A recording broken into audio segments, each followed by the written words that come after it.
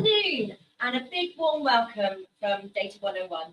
Today we are here at PeaSoup Data Centre, and today we are looking at paying too much for cloud storage, discover a greener, cheaper UK option. I'd like to introduce our guest speakers, Martin and Mark. Hey. Hey. Hi, I'm Martin Bradburn. I will be going into some more detail shortly on what we have, why we have, and how it works. I'm Mark. Hi, I'm Mark Brown, Head of Sales at PeaSoup. Been with the company for just under 8 years, working with partners delivering S3 cloud storage solutions, disaster recovery, replication, and infrastructure as a service. Okay, that's us.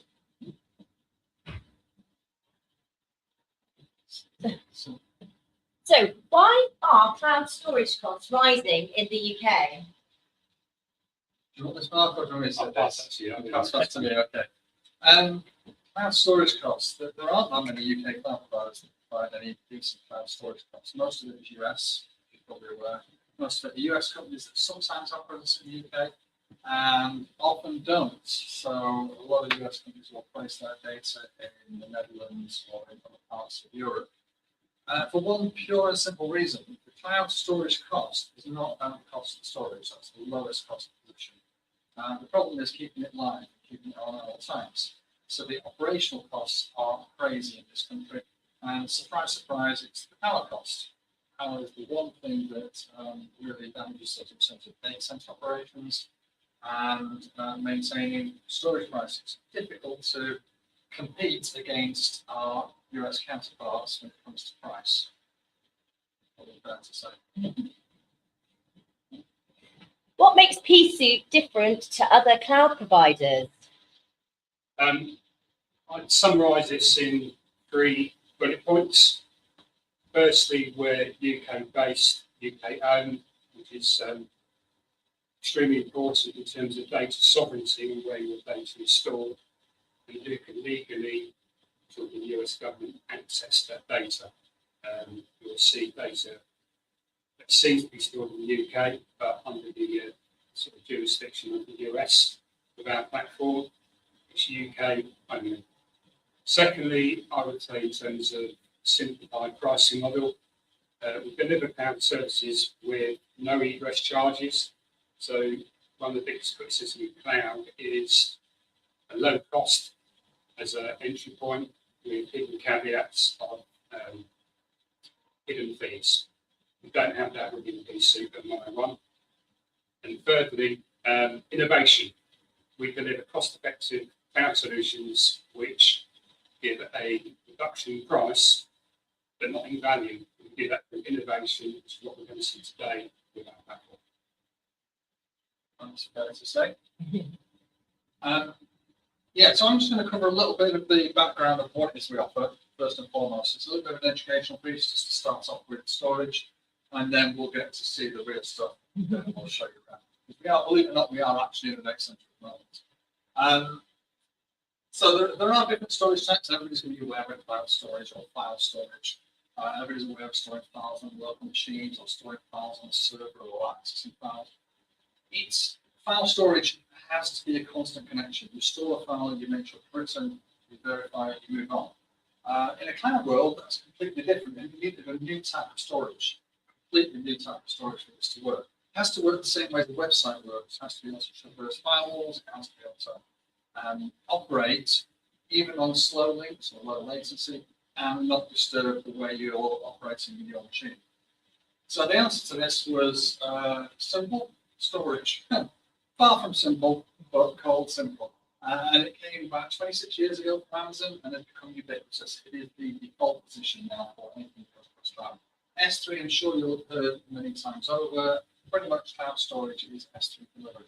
And it takes away the principles of having folders and files, and now gives us objects and buckets. You can replace one for one in a simplistic term. But the key thing is it's accessed over standard internet protocols. You open a file, you store a file, you store it over the internet. There are many ways now that this, as time's gone on, has become a much simpler operation, so you make it appear like it's a file system, or you make it appear in a different way. But essentially, this is just a way of storing big chunks of data in cloud and being able to achieve big chunks of data which tend to go into buckets and other elements.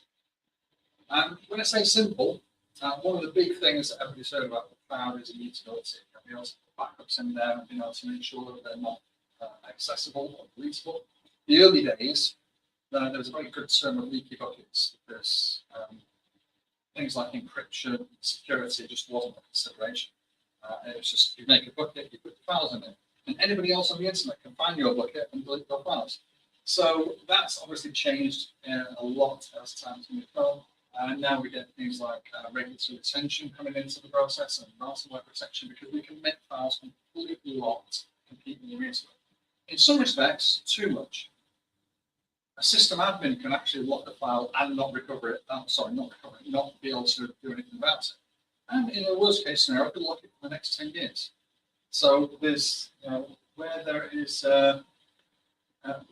complexity, there also lies trouble. So what happens more recently is the vendors take on the immutability. The backup vendors, people like me or others will say they will control the immutability. You just set the extension period, it doesn't do it. You don't have to configure the bucket, you don't have any states in configuration of the bucket, you don't have to lock yourself out of the bucket for the next 10 years. And it makes life a lot easier to work with. So now we can get things like time-based retention and some more granularity, and it's all controlled by the backup systems. And pretty much every backup system in the world now will write to S3. It will always look at a local copy and I've got a cloud copy. The cloud copy will be an S3 copy. In fact, I think I've struggled to find any vendor that supports S3. Yeah. So, with the way we work, probably like a lot of people, we work quite closely with Veeam. I'm not saying it's exclusively Veeam because it's certainly not. And Veeam always had a cloud provision, but it was proprietary, it was their own. And the mistake that they sort of recognised was you can write to cloud and you can put data in cloud. You've got no control. It's just an object that's out there that you can write to. But you don't know when you start your backup job whether it's going to actually fit in the space you've got. And you don't know how much it's going to cost you. And Mark's already touched on egress charge, for example. So when you download it, you can charge extra. Actual operation of cloud can also cost you. We can charge API calls. So it's not the amount of data that's stored, it's the amount of time you request it. So you request to look up what you've got, and that will cost you money because it will be searching for files. You request to retrieve a file, will cost you money just for the ability to retrieve, let alone the egress to pull it back. So there's some intelligence then being brought in, especially for Veeam because they struggle probably the worst on this. And they brought in an API, and that API allows it to interrogate the book first to know what's there, so it knows how much data is available, so it's not going to make any sort of mistakes. If you run out of space in cloud, it just stops. It just corrupts what it's got and stops. So this is just a safeguard that we've added in to our storage, for example, along with many other providers, some noticeable exceptions, but again, this is a way of better understanding between the application and the data. Just to add, we try and keep things simple. So it's the acronyms got an IT, SOS API. The SOS stands for Smart Object Source. Thanks. I didn't know that. I like simple things. I was the guy in a boat, maybe it's flag right there. So Yes. Mark touched on this, sovereignty. I mean, there's two key things that we have, and sovereignty is one of them. And much as people tend to sort of dismiss this, actually, it's really important. And there are legal cases where data has been taken by a company because the company is in the UK, and the company has to be surrendered by their local government saying, I want that data. And depending on how important data sovereignty is to you, they've tried for many years to put legal boundaries in place. We started with safe harbor agreements with the US. Then that got debunked because that went to court and failed. Then there's another process that came along. It seems to be a never-ending battle. But the safe option, obviously, it's in the UK, it stays in the UK, it's owned by somebody in the UK, it only access to the UK government.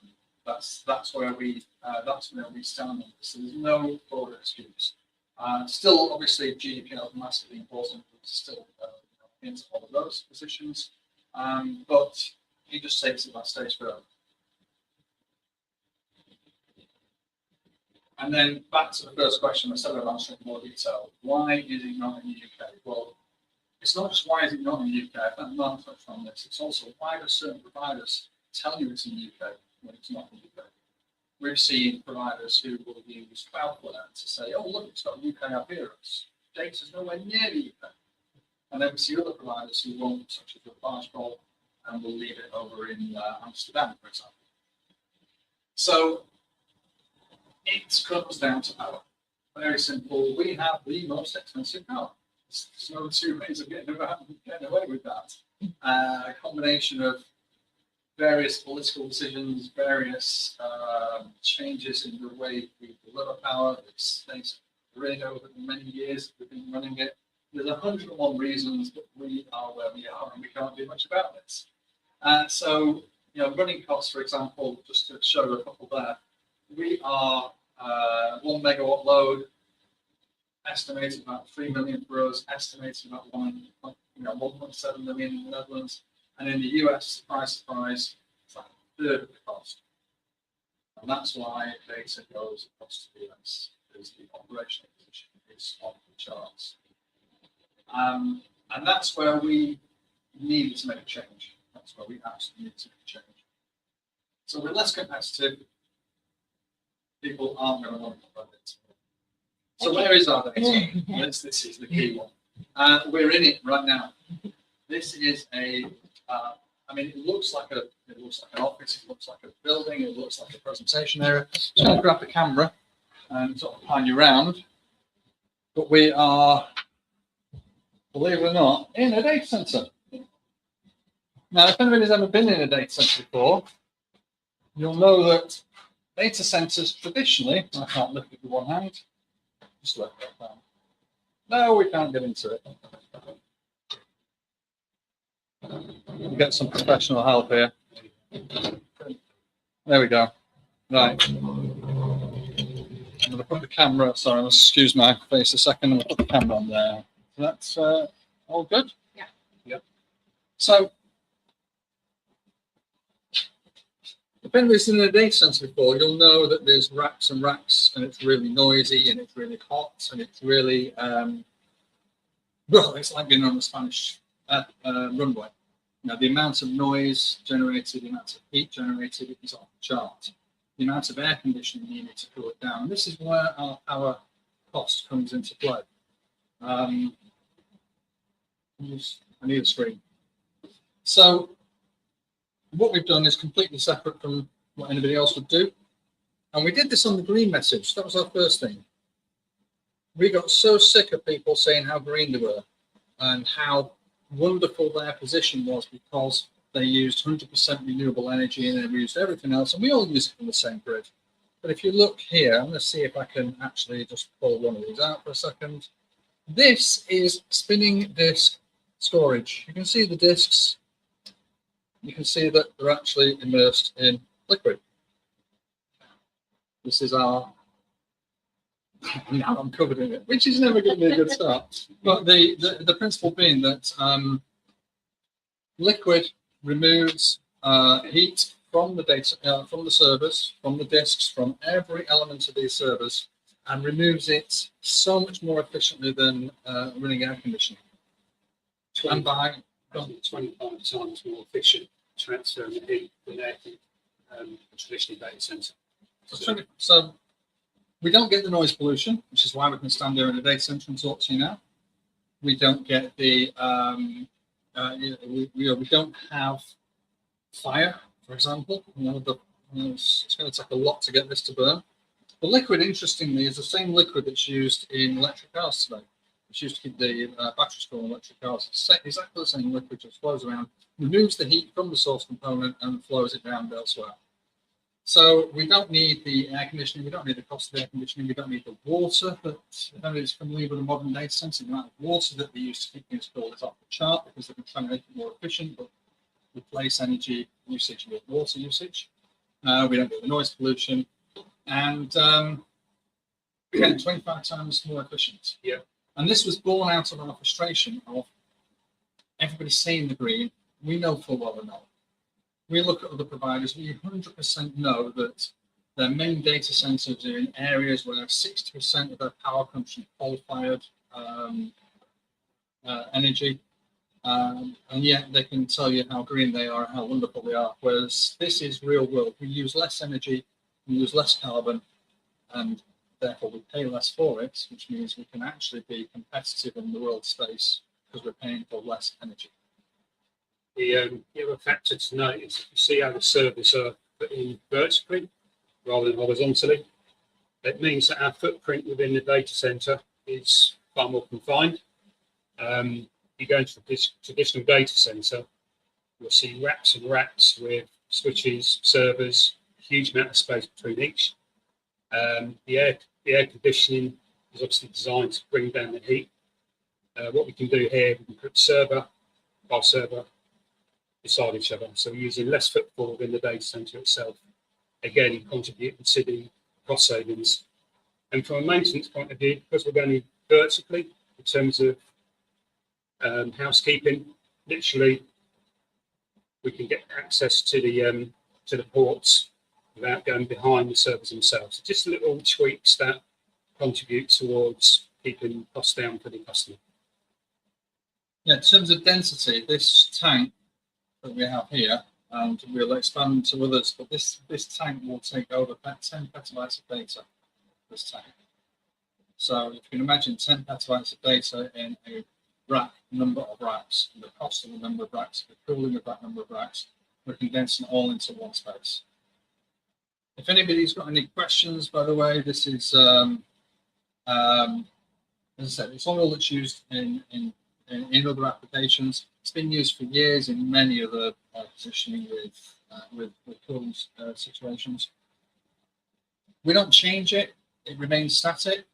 We flow it round. The flow rate is important to how cool we keep the temperature of servers. Interestingly, we cool these servers more than we would do normally because of the disk.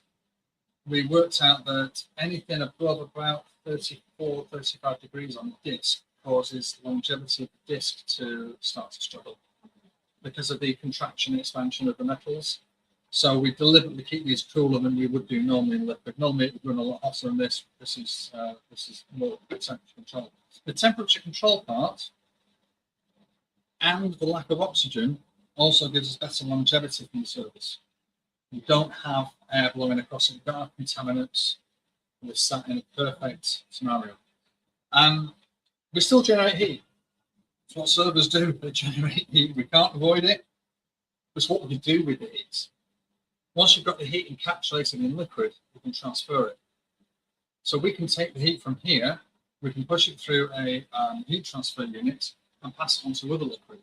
So we can use this heat now, reuse the heat, as opposed to just expelling it into the atmosphere. We can reuse the heat for other purposes. We can preheat water, we can heat the, pass the heat onto an office for heating systems or for other use.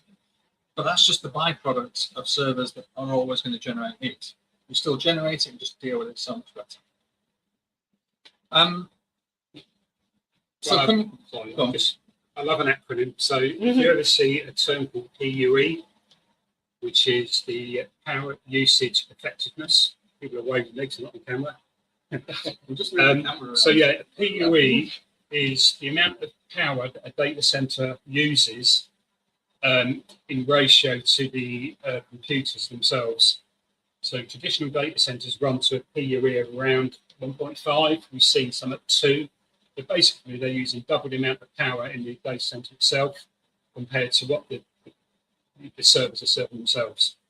With this tank, we're operating to a PUE of 1.02, which is again the reason why we can deliver services that reduce cost through innovation. And mentioned the liquid shelf life.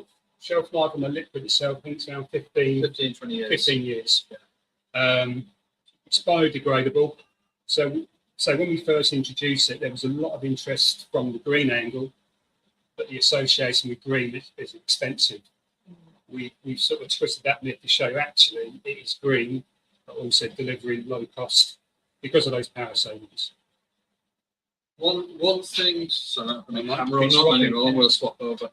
I was just saying, coming back to the reason why we started this, if anybody's working on government contracts, at the moment, then the power and efficiency, the green efficiency element is massively important. And we're in the same boat. We've just gone through the process of updating our G-Power proposition.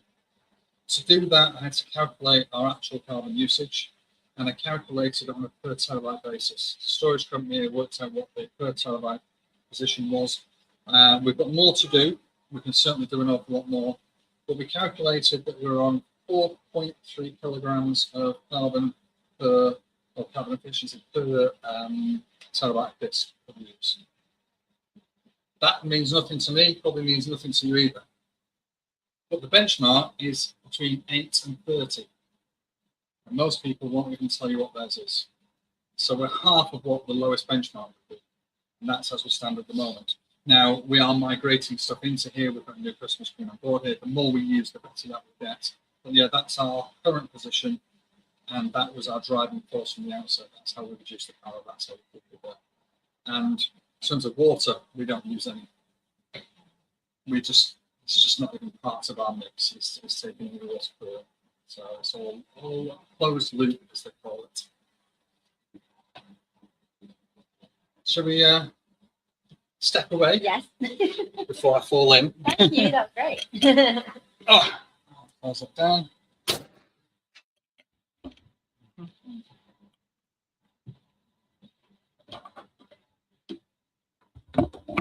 That might need line back up.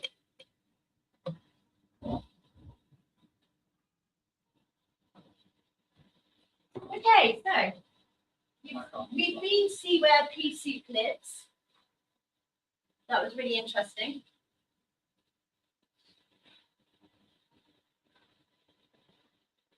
Now we're just reconnecting the slides. And now I just watch the slide.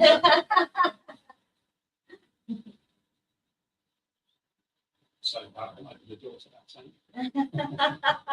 But it's just We've very seen where it lives. Turned up back to And we've been through all of the parts Yeah. of why it lives. Okay. Okay, so why 101 Data Solutions and PeaSoup make the perfect partnership? So quite recently, 101 Data Solutions and PeaSoup have decided to become partners. On 101 side, obviously we have data experts. So if you are struggling with, your cloud storage, if you're really suffering from rising costs, or if you just think to yourself, maybe I do need some kind of new infrastructure with my data storage with the cloud, and maybe you're struggling to see, choose a provider or see, what benefits you can have from each different provider. 101 Data Solutions can come to you and you can have a free cloud audit, and we can really, really tailor your cloud storage to yourselves. I mean, obviously you have all the wonderful benefits from what PeaSoup have just said to you. So this is why we have chosen PeaSoup as one of our providers, because we see all of these amazing things that they've been doing and the innovation. And I just think liquid cooled storage is really cool. And like when you walk in and you see like all the servers in liquid, it kind of blows your mind a little bit. Well,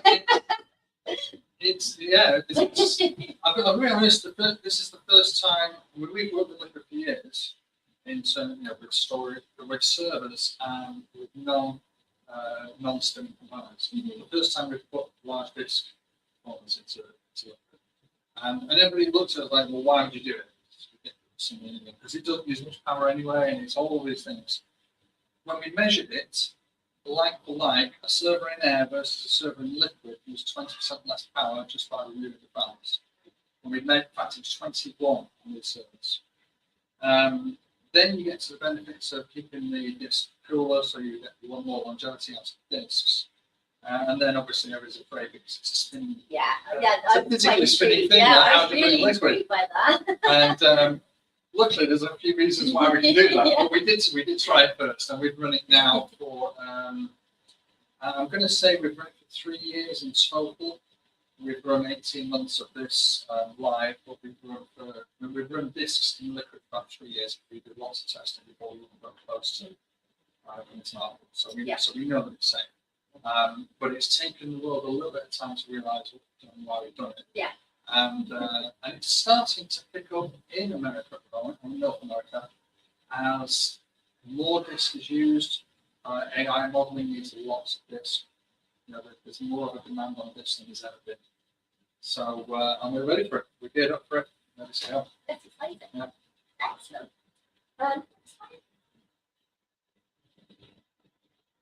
Okay, so if you did want to know any more about today's webinar, or if you have any questions, take control of your town spend today, but feel free to have a audit and see how much you can consume.